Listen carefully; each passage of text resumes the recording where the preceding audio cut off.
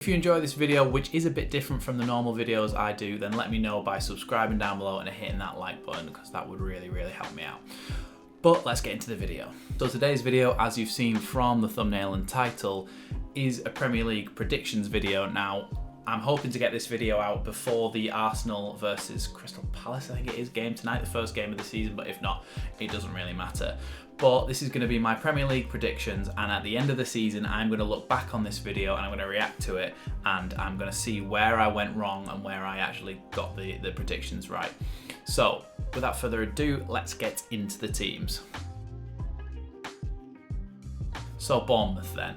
I think Bournemouth are going to finish rock bottom.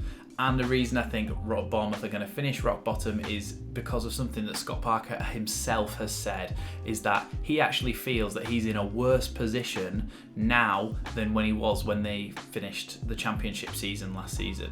So he actually feels like they've lost players and they're actually in a worse spot than they were at that point. And to be honest, I don't really believe the hype around Scott Parker being a really good young manager. I don't think he's going to do very well this season. He might not even make it to the end of the season. But for that reason, I think Bournemouth are going to finish in 20th place. As you can see from the screen, the next team who I think are going to go down is actually Fulham. And the reason I think Fulham are going to go down is I think they've lost some key players like Anguissa from the midfield. Fabio Carvalho's gone to Liverpool for an undisclosed fee, and I think that the players they've brought in, whilst they've brought a couple of good players in, Bernd Leno, a good experienced goalkeeper, João Palhinha from Sporting Lisbon is supposed to be a very good midfielder, and Andres Pereira from Man United, who's hoping to have a bit of a renaissance to his career. I don't think it's enough. I think Fulham always come up, don't do very well and go back down again. I just don't think they've got enough in the locker to be able to stay up in this season. And I think it's actually quite a strong Premier League this season, and so I actually think that they're going to go down. The next one, as you've seen, is Everton. Now, the reason I think Everton are going to go down is because they nearly did last season. I really do not rate Frank Lampard as a manager. I don't think he's good enough for the Premier League. I don't think he's particularly good enough for the Championship, to be honest. And the squad that they've got wasn't good enough last season, and they haven't brought in enough reinforcements. They've lost Richarlison, their chief goal scorer from last season, for £60 million to Tottenham, and they haven't really invested that money back in the squad again. They've also lost players like Fabian Delph, although he wasn't a regular starter. Cenk Tosun, another striker that they've lost. John Joe Kenny's gone. They've actually lost a lot of players who, although they were just squad players, were the backups basically, because Richarlison's gone. Calvert-Lewin's injured as well, so Everton effectively, as of this moment, don't have a striker.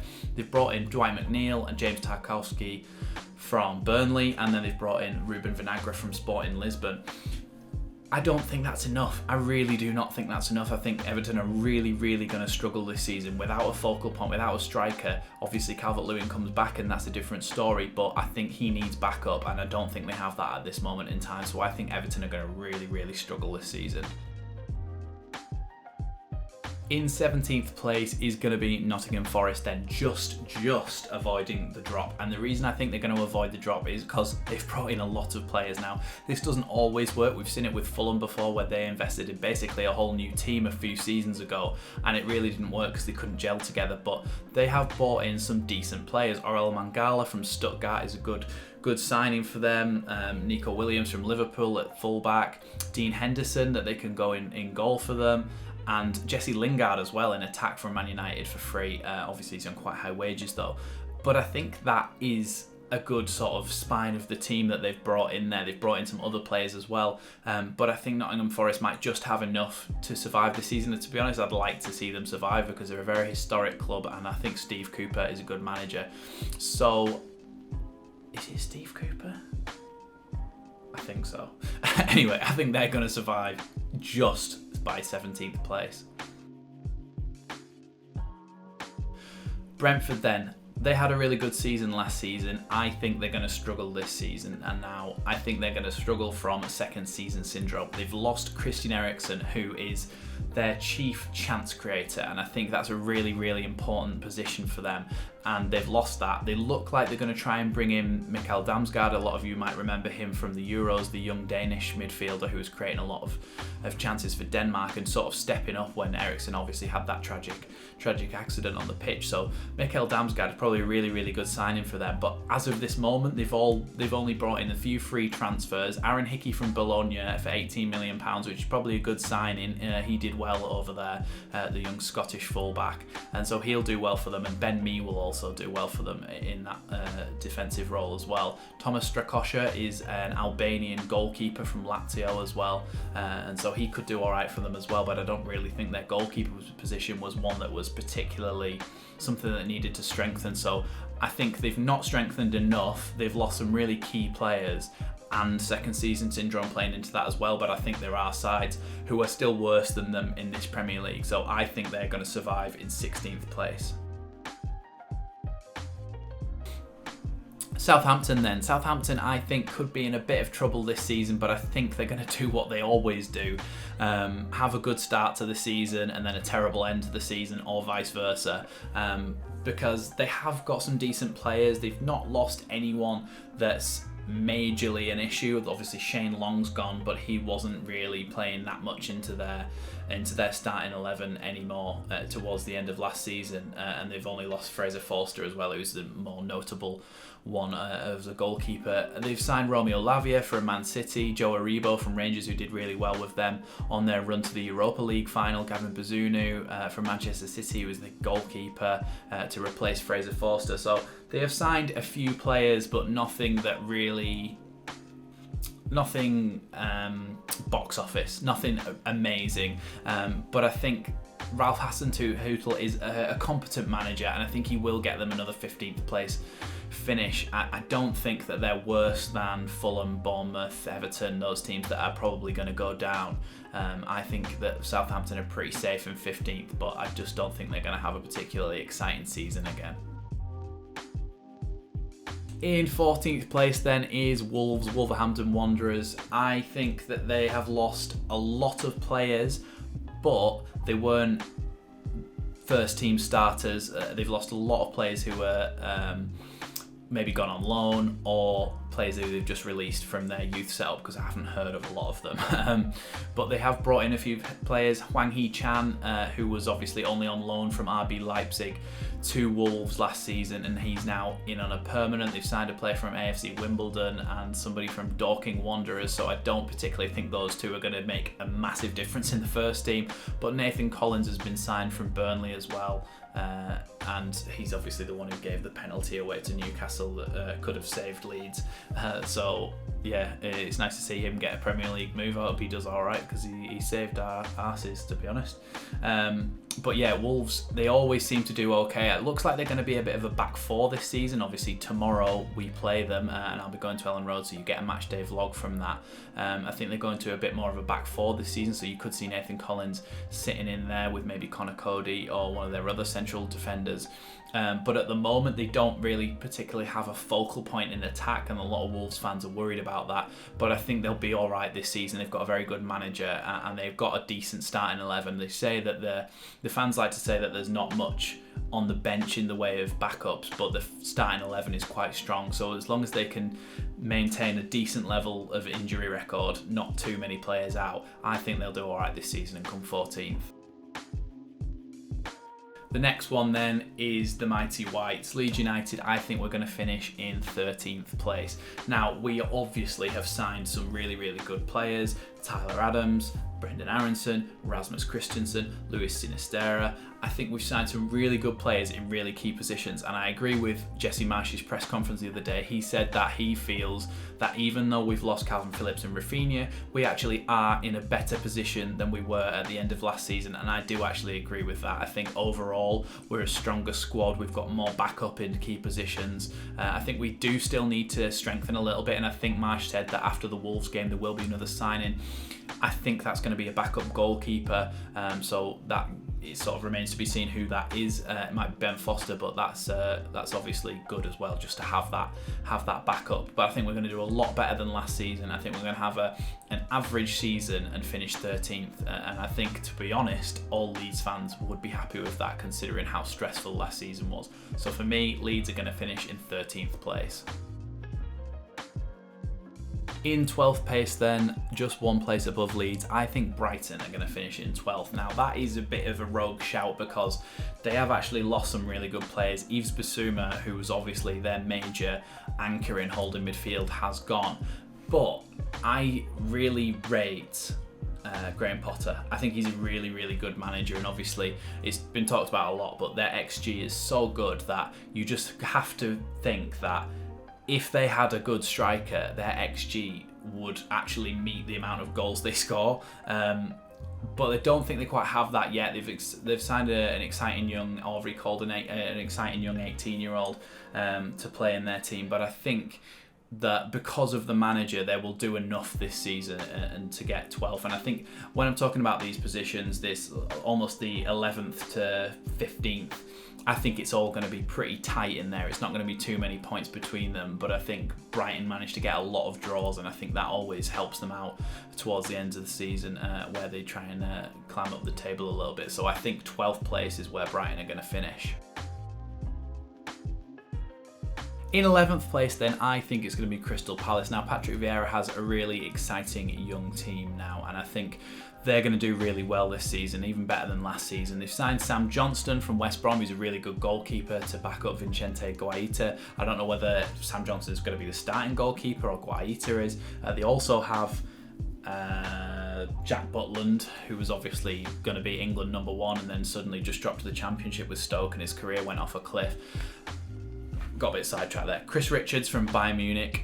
He was an American defender. I think he's supposed to be quite good, but it was on an undisclosed fee, so I don't know how much they actually paid for him.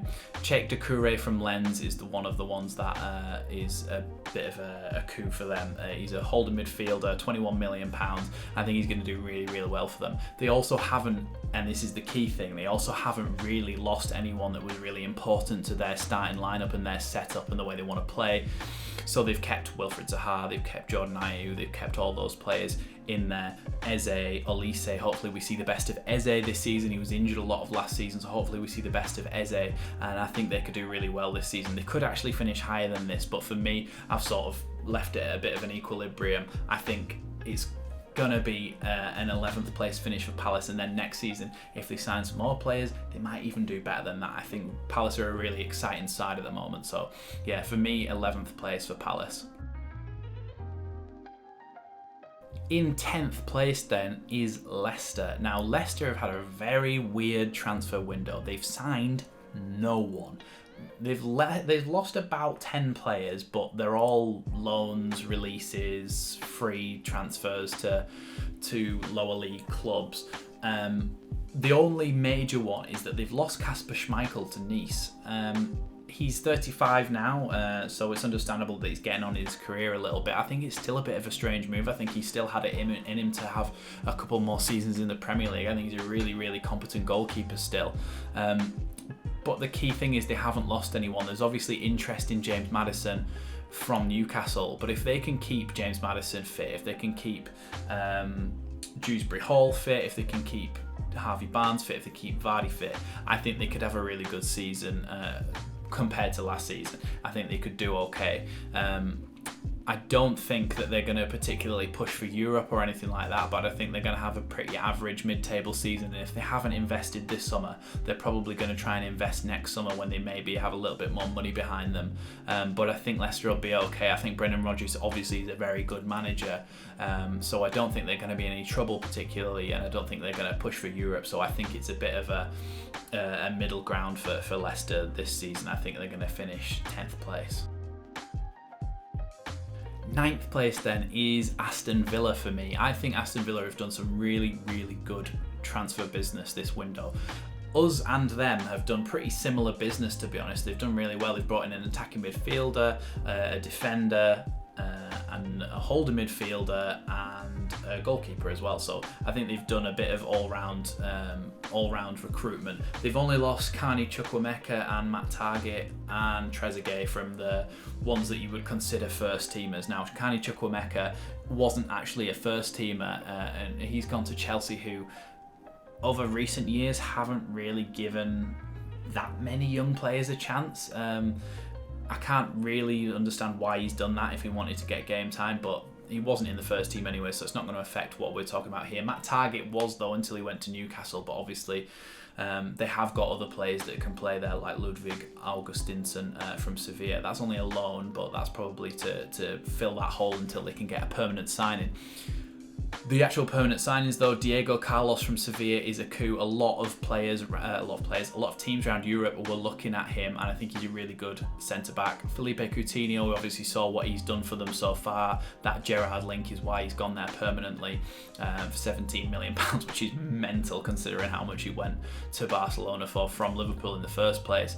And then Boubacar Kamara, who obviously as Leeds fans we know that we were linked with as well for free, and he's a holding midfielder in that sort of mould. It's a bit similar to Tyler Adams, but a little bit different. He's come from France, from Marseille, and I think he'll do really well for them as well. So I think they've had a really, really good window. I think there's a lot more to come from Gerrard as well, so I think they're going to finish in 9th place, which is really, really good. Newcastle United, for me, are in 8th place. Now, Newcastle, everybody expected them to do a little bit of what Man City did when they first got the money, and they started spending the money on big flash players for a lot of money. They haven't done that. Newcastle aren't trying to be played as mugs. They've offered for players. Teams have said, we know how much money you've got, give us this much, and they've gone, no, okay, well, that's off the table then. They have lost a few players. Dwight Gale, he wasn't really featuring in the first team, but he has gone. Isaac Hayden, Kieran Clark, Jeff Hendrick, who had been in and around the first team but weren't major, so they haven't lost anyone that was majorly going to affect their first team. And they've brought in Sven Botman from Lille, who is going to be one of the best defenders in Europe in a few years time, for 35 million, so he's going to be really, really bolster their back line. Nick Pope, obviously really, really competent goalkeeper, not great with his feet, but it depends how Newcastle are going to play under Eddie Howe. And then, like we talked about with Villa, Matt Targett has obviously come to Newcastle as well, and he's done well for them when he's been in. So they've had a good transfer window in that they've not been taken for mugs for how much money they've got. And I think Eddie Howe is a competent manager. I think he's got a decent team now, so I think he could actually push up the league a little bit and get that 8th spot, not quite inside the European places. In 7th place then, West Ham. They've not really lost anyone particularly of note. Ryan Fredericks, who was in and around the first team but wasn't really starting, has gone to Bournemouth, as we've already talked about them. Mark Noble's been released. Obviously he had his little farewell at the end of last season. Sonny Perkins has come to Leeds, who's obviously going to be in the under-21s, not particularly a West Ham first team player, but they have brought in a new striker, Gianluca Scamacca from Sassuolo, for 35.5 million. So him having a little bit more of a focal point up front should help them out in scoring goals, and should help Michail Antonio and take a bit of the weight of scoring all their goals off his shoulders, because since Haller went, it's pretty much been on Michail Antonio to score those goals, so that should help him out, and they should do very well up top. Now, Areola's gone to West Ham. I think he was on loan at them anyway. I don't know. I'm looking at Transfer Centre here, and it says Alphonse Areola, West Ham to West Ham, 10.5 million. But either way, he's a good backup keeper for Fabianski. If Fabianski hasn't, no, Fabianski's still there. So I think West Ham, David Moyes is a very good manager, and I think they've got that sort of hunger and that energy to go for that European spot now. I think they're going to get 7th this season with a little bit more of an attacking threat, with Gianluca Scamacca helping out Michail Antonio up there.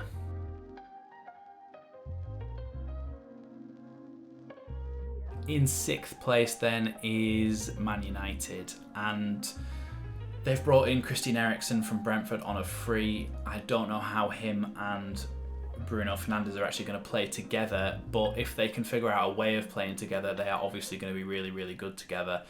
Tyrell Malacia from Feyenoord, who is a fullback, could slot into that team very well, considering that Alex Telles has gone to Sevilla on loan, so he'll slot into that left back role and probably do a lot better of a job than Alex Telles did, because he really never lived up to his expectations. And then Lisandro Martinez from Ajax, the centre half, has gone for £56 million. So I think he will really bolster that back line and help them out, because they are very susceptible to mistakes. The reason that I've put them so high up is because I think Erik ten Hag will whip them into shape a little bit this season. I don't think it's going to be enough for top four, but I think it's going to be enough for that Europa League spot. So I think they're going to actually finish in 6th this season under Erik ten Hag.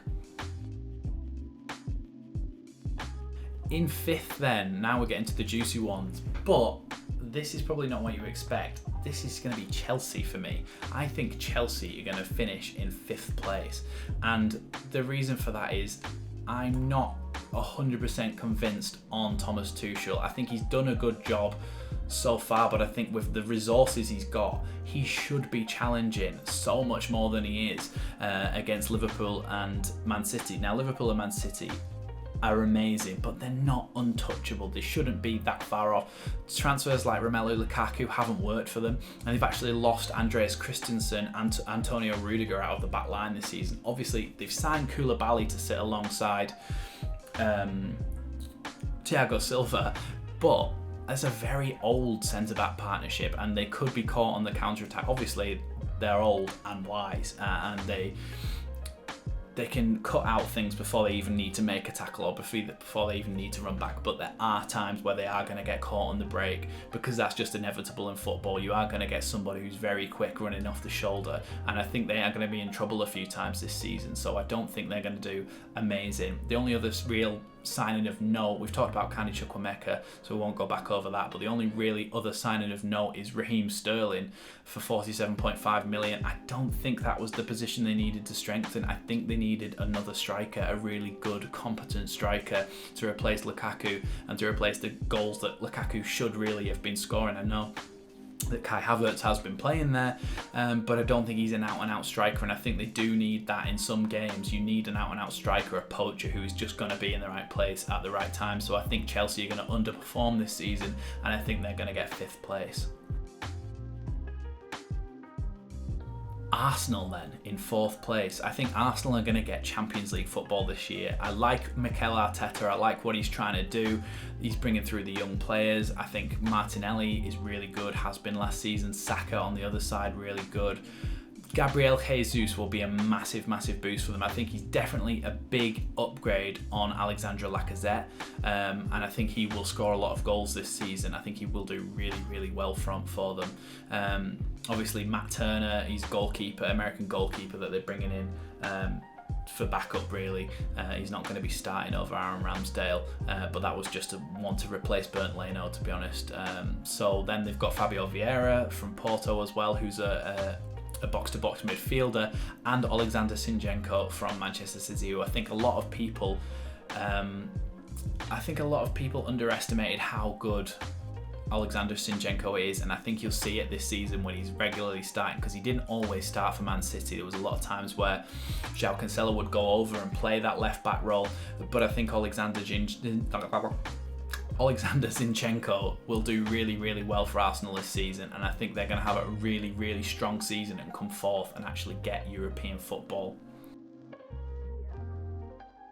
In 3rd place is going to be Spurs then. Now, I think Spurs have done some really good business. They've got rid of Steven Bergwijn for £26 million. I think he wasn't what he thought he was going to be at Spurs, and he never really lived up to expectations, and I think to get that money for him is actually really good, so that they can reinvest that, and which they have. So they've brought in they've brought in Ivan Perisic from Inter Milan on a free, which is a really good deal, and I think he's actually going to be utilised as a fullback more than his normal role of winger. Fraser Forster, who we talked about before, backup goalkeeper for Lloris. Yves Bissouma, we talked about before as well. He's going to be really, really good for them. Sitting in there with Højbjerg, they could be a really, really good partnership, and the play can all build up from them. Clement Lenglet from Barcelona, the centre-back. He wasn't really that favourable at Barcelona, but I think he's got it in him to be a really, really competent Premier League centre-back. So I think that will really help them out, especially because they're playing 3 at the back. They need that extra backup basically in those positions because they changed from a 4 to a 3 at the back. So they obviously need more centre-backs in there. Jed Spence as well from Middlesbrough. Obviously, if they'd have got promoted, they probably would have kept hold of them. But they had to sell him because of the situation that they're in, because they're in the Championship, and that's just what happens. But Jed Spence is obviously going to go on the right-hand side of that back 5, if you will, and he's going to do really well for them as well. I think he's a young player, he's going to be hungry for it, and so I think Tottenham are actually going to do really, really well this season, and especially under Antonio Conte. I think it's the best combination of squad plus manager since when they did really, really well with Pochettino and came second in the league and got to the Champions League final. I think they're really, really in a strong position this season to try and challenge for that top 4, and I think they're actually going to get that 3rd spot. I don't think they're going to challenge the top 2, and I just think that's because Liverpool and Man City for the last few seasons have been completely unattainable. Now you'll find out who actually gets 2nd and who gets 1st in my predictions. So as you've seen, it's Liverpool in 2nd yet again. And the reason that I've gone for Liverpool in 2nd is because I just don't think they've got enough in the squad to challenge Man City on the level that they have done before. They've only brought in Darwin Núñez, Calvin Ramsey and Fabio Carvalho. Now, Calvin Ramsey from Aberdeen for 6.5 million, not Premier League proven. 6.5 million pounds is not a marquee transfer. Fabio Carvalho for an undisclosed fee from Fulham. I just don't think these are signings that somebody who's challenging for the title makes. Obviously, let me say that again. They're good signings because these players could be really good and they could have a big resale value, or they could do really well for Liverpool. What I'm saying is these aren't players like Darwin Núñez is that you need to be buying to challenge a title. So Darwin Núñez for 85 million, it's a lot of money, and I hope he does well, because obviously it'll be more entertaining in the Premier League. But is he as proven as Erling Haaland? Erling Haaland's already done it in a few different leagues now, and the Champions League. So I'd obviously prefer to have Erling Haaland if it was in my team. So Darwin Núñez, yes, good signing, but I don't think he's quite as good as Erling Haaland. And so Liverpool, I think, aren't going to be quite up to the speed. Obviously, Jurgen Klopp is an amazing manager, as much as I hate him for his moaning. He's a brilliant manager, and I can't deny that. And the squad that he already has, even though they've lost a few players like Origi, Williams, Ben Davies, obviously never played, but Sadio Mane, Minamino, they have got players. They sort of pre-bought players for that with Luis Diaz and Diogo Jota and stuff. So Mane's already been replaced. So I think they are not going to drop off massively, but I think they're just not quite enough to catch Man City. Obviously then that leaves Man City to win the title, and I think they haven't made a massive amount of signings, but their squad itself is so strong. Pep Guardiola is such a good manager, and the team have such a winning mentality. I can't look past them this season for another Premier League title. Bringing in Erling Haaland for 51 million, obviously there's a lot of add-ons that add up to a lot more money than just that 51 million. But Erling Haaland, I think, is going to absolutely light up the Premier League this season. I think he's probably going to be top scorer. I think he's going to do so well for them because they just create so many chances. And when you've got a man who can finish like that, they are going to absolutely rip teams apart. And I'm terrified to play them again because we lost 7-0 when I went to see them at the Etihad. That was awful. The other one, obviously, Calvin Phillips in for 50 million. They needed a replacement for Fernandinho, and they got one, and they got an amazing one. And for £50 million, I think they couldn't have got a better deal than that. Obviously, for us, that's not enough for us, I don't think. But £50 million is a really good deal for them, and I think he's going to do really, really well for them. So I think Man City are going to win the title this year. Like I said before, I am going to react to this at the end of the season, and we're going to see how wrong or how right I was in this Premier League prediction. So thanks for watching this one, and I'll see you tomorrow or the day after for the Wolves match day vlog. See you in a bit.